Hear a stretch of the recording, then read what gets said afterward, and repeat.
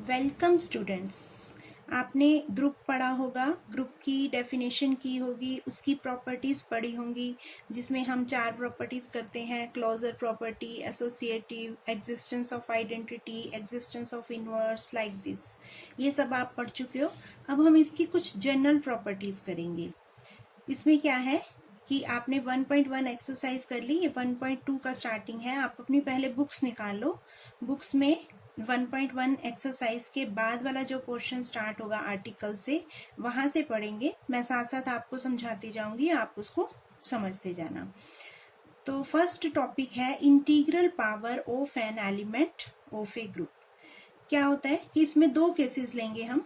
Book में एक ही लिया हुआ है, इंटीग्रल पावर। इंटीग्रल पावर में क्या होता है कि लेट जी बी एन अ मल्टीप्लिकेटिव ग्रुप। मल्टीप्लिकेटिव मतलब जिसमें जो प्रॉपर्टी है हमारी मल्टीप्लिकेशन की होगी। दैट इज जी के साथ मल्टीप्लिकेशन का साइन आएगा, स्टार की जगह मल्टीप्लिकेशन की। ये एक ग्रुप है जिसमें प्रॉपर्टी है मल्टीप्लिकेशन की। And let A be an element of G. अब आपने पढ़ा है A star B belongs to G. It means A into B belongs to G. If we take B is equal to A, then क्या होगा? A into A भी G में होगा, यानी कि A स्क्वायर G में हो जाएगा।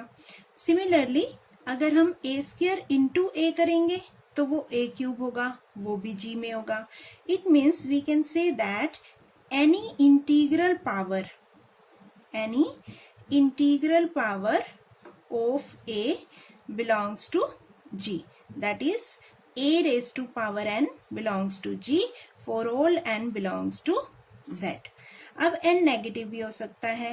If n is negative तो क्या होगा?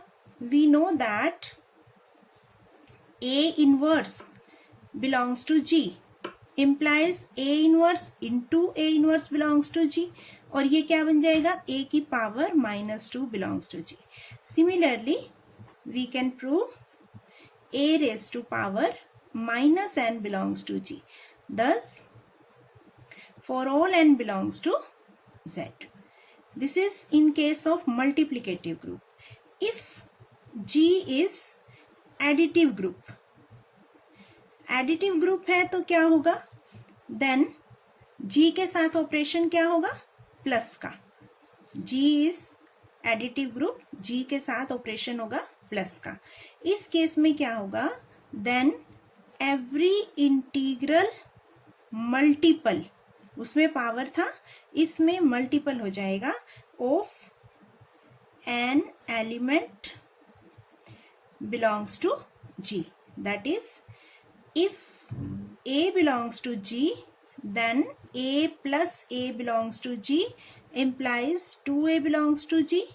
Similarly, we can prove 3A belongs to G and so on. N into A belongs to G for all n belongs to Z. In this case also, we can say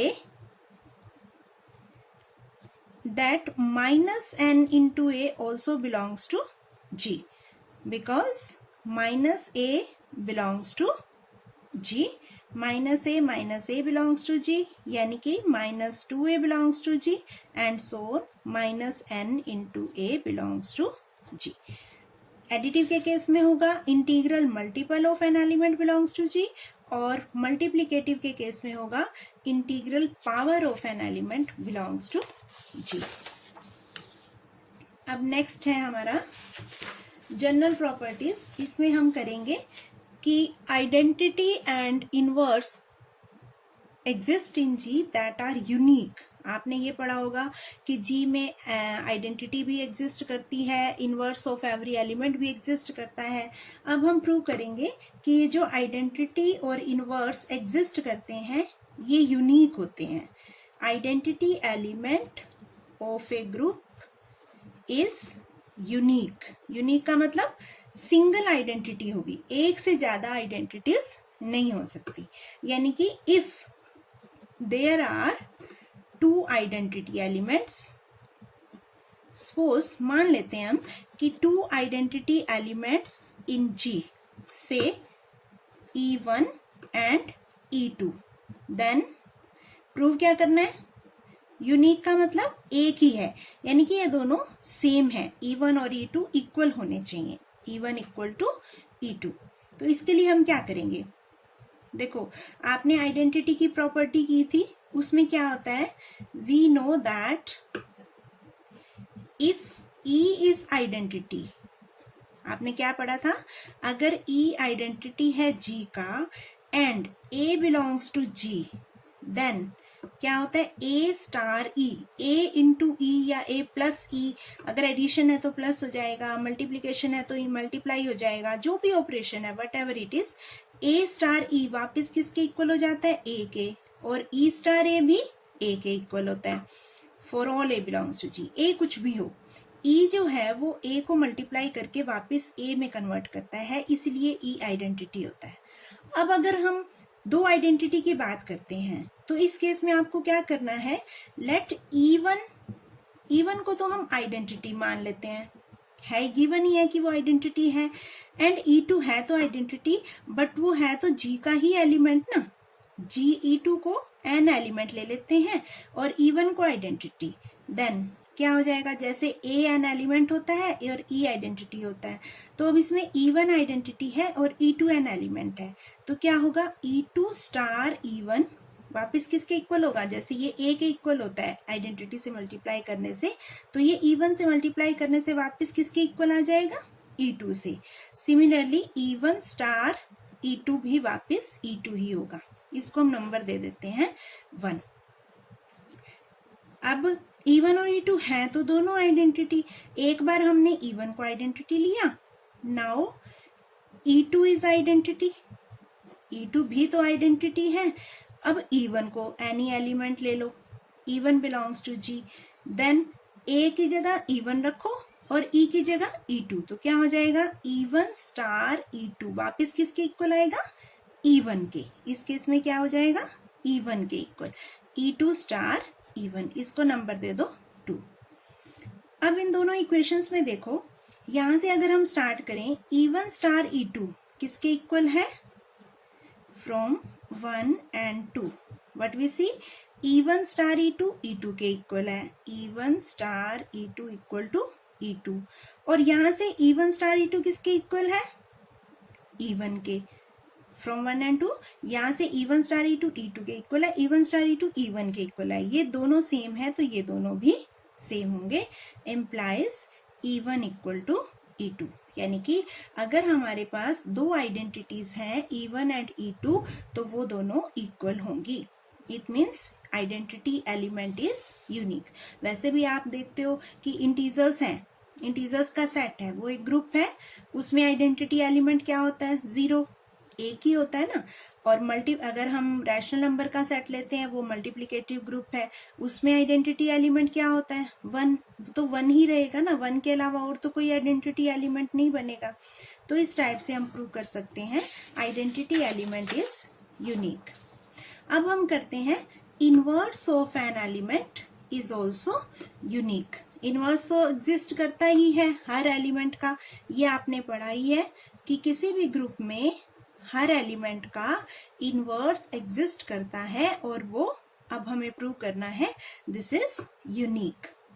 unique के लिए हम क्या करेंगे कि let A be an element of G and let B and C, मान लो कि B और सी टू इनवर्सेस हैं उसके, मान लो दो एलिमेंट्स हैं बी और सी, दोनों ही ए के इनवर्सेस हैं, तो आपको क्या प्रूव करना है कि बी और सी इक्वल हैं, to prove B is equal to C, यानी कि यूनिक इनवर्स है। अब इनवर्स की प्रॉपर्टी देखते हैं क्या होता है, कि इनवर्स में क्या होता है कि if B is inverse of A, then क्या होगा, A star B is equal to E is equal to B star A, ये प्रॉपर्टी होती है इनवर्स की। C is also inverse of A, तो सी के केस में क्या होगा, A star C is equal to E is equal to C star A. Clear? कि ए के साथ बी को मल्टीप्लाई किया तो भी आइडेंटिटी, सी को मल्टीप्लाई किया तो भी आइडेंटिटी। और हमें प्रूव क्या करना है, बी और सी इक्वल है। अब बी सी को इक्वल प्रूव करने के लिए हम कैसे करेंगे, ये ध्यान रखना आपने, स्टार्ट कैसे करना है। नाउ बी से स्टार्ट करेंगे हम। बी को आप लिखोगे बी स्टार ई, लिख सकते हो। जैसे आइडेंटिटी वाली प्रॉपर्टी लगाएं तो बी को ई से मल्टीप्लाई करने से वापस बी आता है, तो बी को हम लिख सकते हैं बी स्टार ई। अब इस ई की जगह आपको क्या करना है, यहां से उठाना है ए स्टार सी, क्योंकि वो ई के इक्वल है, तो इसको हम लिख देते हैं ए स्टार सी।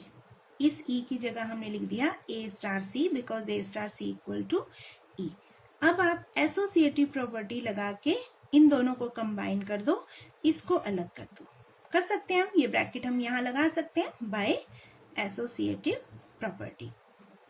अब ये जो बी स्टार ए है वो है वापस ई, इसकी जगह ई लिख देते हैं। क्या बच गया आपके पास, ई स्टार सी। और ई स्टार सी किसके इक्वल होता है, सी के बाय आइडेंटिटी प्रॉपर्टी। तो इस टाइप से हमने बी से स्टार्ट किया, सी पे आ गए। It means B is equal to C. B और सी क्या थे, इनवर्स ऑफ ए, और वो दोनों सेम है, यूनिक इनवर्स है। हर एलिमेंट का इनवर्स जो होगा वो यूनिक होगा। इससे हमने ये प्रूव कर दिया। अब नेक्स्ट है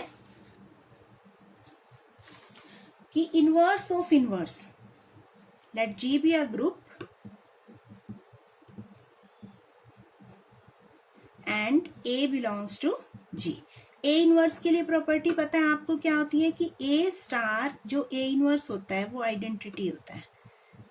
identity is equal to A inverse A, यानी कि if A star B is equal to identity is equal to B star A, then we say B is equal to A inverse. B is inverse of A, कि A से multiply करने से जिस element से वो identity बन रही है तो दूसरा एलिमेंट उसका इनवर्स होगा। ये हमने प्रॉपर्टी पढ़ी है, इनवर्स की प्रॉपर्टी। अब हम ये देखते हैं कि ए इनवर्स का इनवर्स क्या होगा। उसके लिए हमें क्या पता होना चाहिए कि ए इनवर्स को किससे मल्टीप्लाई करें कि आइडेंटिटी आ जाए ए। अब हमें पता है ए इनवर्स को ए से मल्टीप्लाई करने से आइडेंटिटी होती है। आपको बस क्या करना है, ये वाली लाइन, ये चीज पहले लिखनी है और ये बाद में लिखनी है। लिख सकते हैं हम A inverse into A, identity होगा इस प्रॉपर्टी से, ए इंटू ए इनवर्स भी आइडेंटिटी होगा। अब अगर हम ये रिजल्ट लगाते हैं कि ए को बी से मल्टीप्लाई किया और आइडेंटिटी बन गई, तो बी को हमने लिखा ए इनवर्स। अब यहाँ आ जाओ, ये समझ लो ए है, ये बी है, तो इसको जब हमने इससे मल्टीप्लाई किया तो आइडेंटिटी आ गया। इसका मतलब ये एलिमेंट इसका इनवर्स हो गया। तो इस ए को हम लिख सकते हैं ए इनवर्स का इनवर्स। जैसे बी को लिखते हैं ना ए का इनवर्स, ए की जगह तो ए इनवर्स आ गया, बी की जगह ए आ गया, तो ए को हमने क्या लिखा, ए इनवर्स का इनवर्स। क्योंकि ए इनवर्स को ए से मल्टीप्लाई करने से आइडेंटिटी आ रहा है, इसलिए ए इसका इनवर्स है। A is equal to A inverse inverse, यानी कि ए का डबल इनवर्स हमारा ए हो जाएगा वापस। इसी में सेकंड पार्ट है कि ए इंटू बी का इनवर्स, वो किसके इक्वल होता है, बी इनवर्स ए इनवर्स। कैसे कि ए बी का इनवर्स उसमें आ जाता है रिवर्स ऑर्डर में, बी इनवर्स पहले ए इनवर्स बाद में। ये आपने मैट्रिसेस में भी पढ़ा हुआ है, ये आपको पता ही है कि इनवर्स लेते हैं तो हम उसका रिवर्स हो जाता है। अब इसको प्रूव कैसे करेंगे, किसी भी एलिमेंट का इनवर्स क्या होता है कि बी ए का इनवर्स कब होता है, जब ए को बी के साथ मल्टीप्लाई किया या ऑपरेशन लगाया तो आइडेंटिटी आ गया।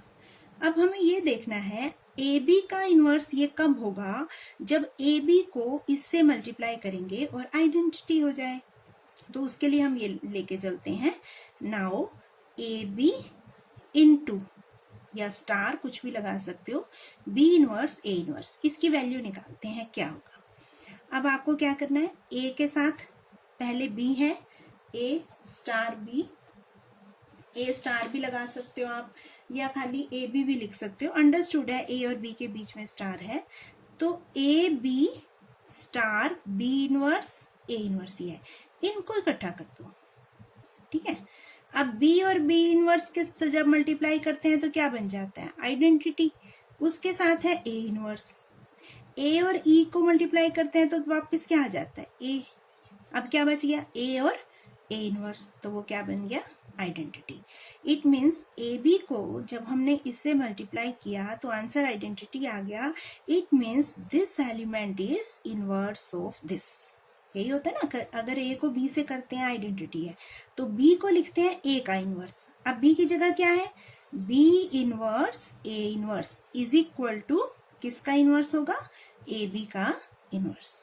इसका सेकेंड पार्ट भी हम दूसरी साइड से भी कर सकते हैं कि also B inverse A inverse star A B, क्योंकि दोनों साइड होता है, ए स्टार बी भी और बी स्टार ए बी।